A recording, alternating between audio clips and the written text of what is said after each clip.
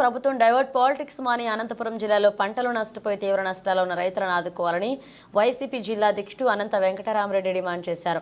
ఇవాళ జిల్లా పార్టీ కార్యాలయంలో ఆయన మీడియాతో మాట్లాడుతూ ఖరీఫ్ సీజన్ నిన్నటితో ముగిసిందని, అయితే ఈ సీజన్లో కనీసం రైతుల పెట్టుబడి కూడా తీసుకోలేని పరిస్థితి ఏర్పడిందన్నారు.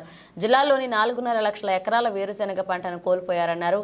సుమారుగా పెట్టుబడుల రూపంలోనే 16 నుంచి 1800 కోట్ల రూపాయలు నష్టపోయారన్నారు.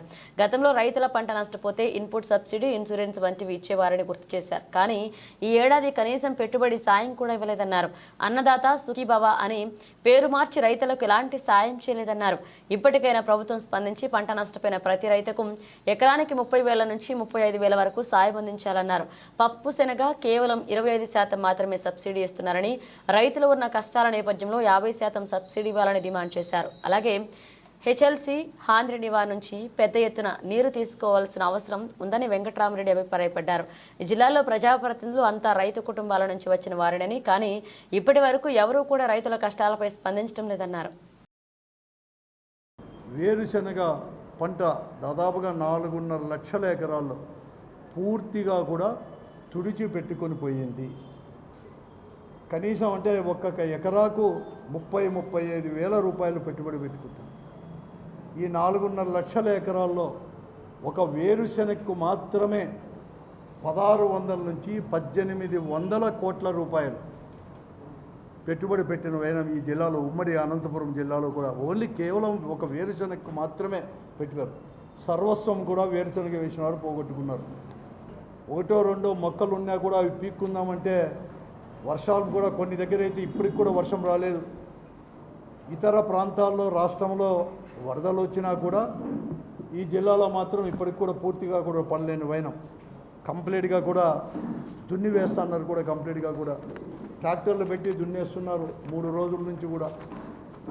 ఒక వేరుశెనగలోనే 1600-1800 కోట్ల రూపాయలు కూడా ఈరోజు కూడా పోయిందంటే ఇంకా నష్టం ఎంత పెద్ద ఎత్తున ఉందో కూడా అందరూ కూడా చూడవచ్చు. కానీ ప్రభుత్వం మాత్రం ఎక్కడ కానీ ఆదుకోవాలని చెప్పేసి ఈ రైతాంగాన్ని, రైతులు ఉంటే పొలం దగ్గరికి వెళ్తే పాపం ట్రాక్టర్లతో కంప్లీట్గా ఎంత దున్నేస్తున్నారంటే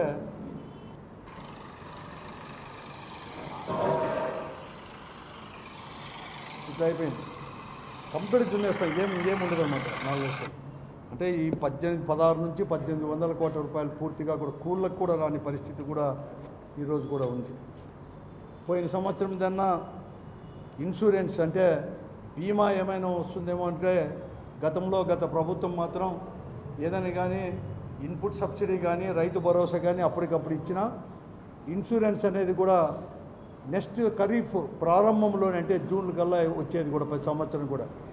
కానీ గత సంవత్సరంది ఇంతవరకు కూడా, పోయిన సంవత్సరం కరువులో కూడా ఉండే వేరుశెనగది కానీ ఎక్కడ కానీ ఇన్సూరెన్స్ కూడా ఇవ్వలేదు. ఈ సంవత్సరం కూడా పెట్టుబడికి కూడా ఎక్కడ కానీ ఇంతవరకు కానీ ఒక్కరు కూడా ఒక్క రూపాయి కూడా ఇవ్వలేని పరిస్థితి. ఇప్పటికే రిపోర్ట్లు అన్నీ కూడా పోయినాయని చెప్పేసి అగ్రికల్చర్ ఆఫీసర్ కానీ కలెక్టర్ కానీ మేము ఇవన్నీ కూడా దృష్టి తీసుకొని ప్రభుత్వానికేమో రిపోర్ట్స్ అన్నీ కూడా మేము పంపాం, కానీ ఇంతవరకు కూడా ఏమీ అటువంటి పరిస్థితి అక్కడి నుంచి రాలేని పరిస్థితి కూడా ఈరోజు కూడా. నేను కోరుతున్నాను, ఈ జిల్లాలో ప్రజాప్రతినిధులు కూడా ఉన్నారు, అందరూ కూడా రైతు కుటుంబం నుంచి వచ్చిన వారే. వాళ్ళది వచ్చేసి బ్యాక్గ్రౌండ్ వచ్చేసి గ్రామీణ ప్రాంతాల నుంచి వచ్చిన వారే.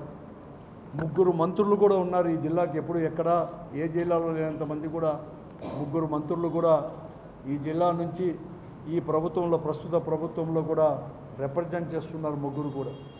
వారు కూడా రైతాంగం నుంచి రైతులే, రైతు కుటుంబం నుంచి వచ్చిన వారే. వారైనా కానీ ప్రభుత్వం దృష్టికి తీసుకొని పోయి వెంటనే ఆదుకోవాల్సిన పరిస్థితి కూడా ఈరోజు కూడా ఉంది అని కూడా నేను ప్రత్యేకంగా మనవి చేస్తున్నాను. అదే కాకుండా ఈ ఖరీఫ్లో అంటే రబీ కూడా ప్రారంభమవుతుంది కాబట్టి వేరుశెనగ విత్తనాలు కూడా అంటే నేను రబీలో కూడా సబ్సిడీ వేరుశెనగ విత్తనాలు కూడా ఇవ్వాలని చెప్పి నేను కోరుతా ఉన్నాను. ఈ ప్రభుత్వాన్ని కూడా ప్రత్యేకంగా జిల్లా రైతాంగం గురించి మనవి చేస్తున్నాను వారి తరఫున కూడా ప్రభుత్వానికి. అలాగే ఈరోజు రబీలో కూడా నిన్న ఏదైతే శనగ విత్తనం ఇచ్చారు, కానీ గతంలో 40% ఇచ్చేది, పెద్ద ఎత్తున దెబ్బతిన్నారు. కానీ 25% మాత్రమే సబ్సిడీతో ఇస్తున్నారు. ఆ 25ని కనీసం ఈ పరిస్థితి 50%తో సబ్సిడీతో కూడా ఇవ్వాలి, 25% కాదు 50%తో ఈ జిల్లాను ప్రత్యేకంగా కూడా దృష్టిలో పెట్టుకొని, జిల్లా రైతాంగం దృష్టిలో పెట్టుకొని ఇవ్వాలని చెప్పేసి నేను కోరుతా ఉన్నాను. ప్రీమియం అనేది కూడా ప్రభుత్వమే చెల్లిస్తూ ఉంది గత 5 సంవత్సరాల నుంచి కూడా.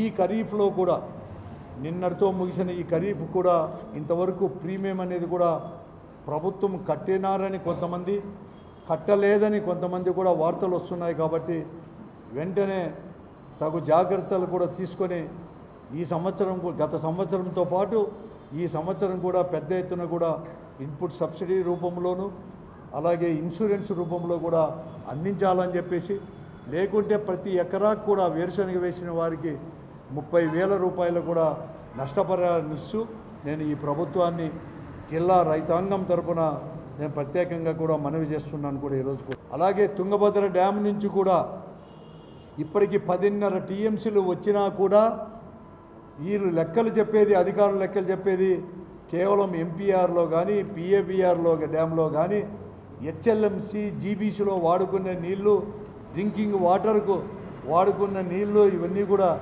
జూలై 20 తేదీ నుంచి నీళ్ళు వస్తూ ఉంటే, తుంగభద్ర నుంచి వస్తూ ఉంటే 10.5 టీఎంసీ నీళ్లకు కేవలం 6.5 టీఎంసీలకు నీళ్లకు మాత్రమే లెక్కలు చెప్తున్నారు. కానీ అధికారులు ఎస్సీ దగ్గర నుంచి మిగతా 3.5 టీఎంసీ నుంచి 4 టీఎంసీల నీళ్లు ఎక్కడ ఎవరు వాడుకున్నారు, ఎక్కడ వాడుకున్నారు అని చెప్పలేని పరిస్థితి ఈ జిల్లాలో నెలకొని, వెంటనే కలెక్టర్ గారిని ప్రజాప్రతినిధులంతా కూడా దృష్టి పెట్టి ప్రతి ఒక్కరికి కూడా పెట్టాలని చెప్పి, ఈ జిల్లా రైతాంగాన్ని ఆదుకోవాలని చెప్పేసి, ఈ జిల్లాలో మరొక మారు కూడా రైతుల యొక్క వలసలు, ఆత్మహత్యలు ఇవన్నీ కూడా కాక మునిపే అన్ని చర్యలు కూడా చేపట్టాలని చెప్పేసి, అన్నదాత సుఖీభావ పథకం కింద 20,000 ప్రకటించారు.